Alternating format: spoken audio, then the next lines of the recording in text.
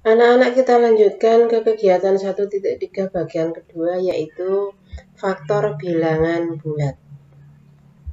Sekarang kita lihat, jika A dan B adalah bilangan bulat, A ini disebut faktor dari B itu jika ada bilangan N, sedemikian sehingga B sama dengan A kali N, dengan N adalah juga bilangan bulat. Sekarang untuk lebih jelasnya, kita lihat contoh berikut.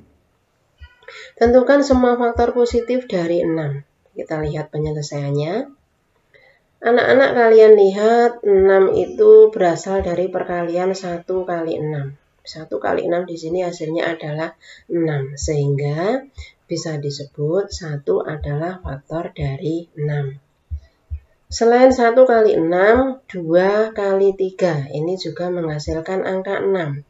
Sehingga di sini 2 ini juga disebut faktor dari 6. Perkalian selanjutnya yang menghasilkan angka 6 yaitu 3 dikali 2 juga menghasilkan angka 6. Sehingga 3 di sini disebut juga faktor dari 6. Yang terakhir 6 kali 1 ini juga menghasilkan angka 6. Sehingga 6 adalah faktor dari 6 juga. Sehingga dari perkalian 1, 2, 3, 4 ini bisa diambil kesimpulan, jadi faktor dari 6 adalah 1, 2, 3, dan 6. Ada sebanyak 4 faktor dari 6. Sekarang kita lanjut. Kita lanjut ke bilangan prima.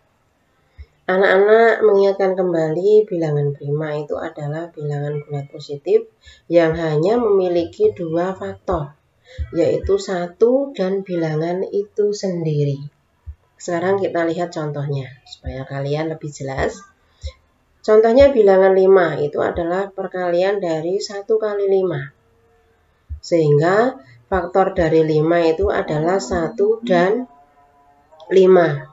Maka 5 di sini karena hanya memiliki 2 faktor tadi, sesuai dengan pengertian bilangan prima tadi, bilangan 5 adalah bilangan prima. Sekarang contoh yang kedua. 7 ini sama dengan 1 dikali 7. Faktor dari 7 di sini berarti 1 dan 7. Karena 7 memiliki 2 faktor yaitu 1 dan 7, maka 7 ini juga disebut dengan bilangan prima. Itu adalah bilangan prima. Sekarang kita lanjutkan yang terakhir, yaitu pembagian bilangan bulat. Contoh ilustrasi berikut kalian perhatikan. 12 dibagi 6 misalnya. Ini dapat diartikan sebagai pengurangan 6 terhadap 12 ini secara berulang hingga tidak bersisa atau hingga menghasilkan angka 0. Sehingga 12 ini sama dengan 12 dibagi 6 itu bisa dihitung dengan 12 dikurangi 6 dikurangi 6 menghasilkan sampai dengan 0. Nah, di sini 6 itu mengurangi angka 12 ini secara berulang sebanyak 2 kali. Sehingga bisa disimpulkan 12 dibagi 6 itu adalah 2. Sekarang kita lihat contoh yang kedua. 12 dibagi 4. Nah, ini 12 dikurangi 4, dikurangi 4, dikurangi 4, dikurangi 4, dikurangi 4, dikurangi 4, sampai habis. Sampai sama dengan 0. Nah, kita lihat di sini 4 ini mengurangi angka 24 tadi berulang kali sebanyak 6 kali. Dikurangi 4, dikurangi 4, dikurangi 4, dikurangi 4, dikurangi 4 sampai habis ini sebanyak 6 kali. Nah, sehingga bisa disimpulkan 24 dibagi 4 itu sama dengan 6. Nah, itulah prinsip dari pembagian bilangan bulat. Sekarang secara umum, jika A, B, dan C adalah bilangan bulat, maka bisa kita lihat jika A kali B ini sama dengan C, maka untuk menghitung A itu berarti C dibagi B. dengan B-nya tidak sama dengan 0. Dan jika A kali B ini sama dengan C, maka untuk menghitung nilai B itu berarti C dibagi A. Dengan A di sini tidak sama dengan 0. Sekarang kita lihat contoh berikut supaya kalian lebih jelas.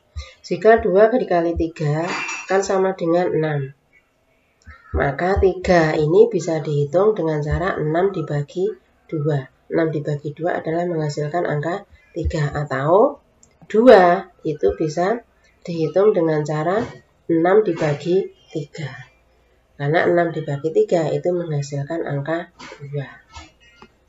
Contoh yang kedua. Jika 5 dikali 8 adalah 40. 5 kali 8 kita lihat di sini adalah menghasilkan angka 40.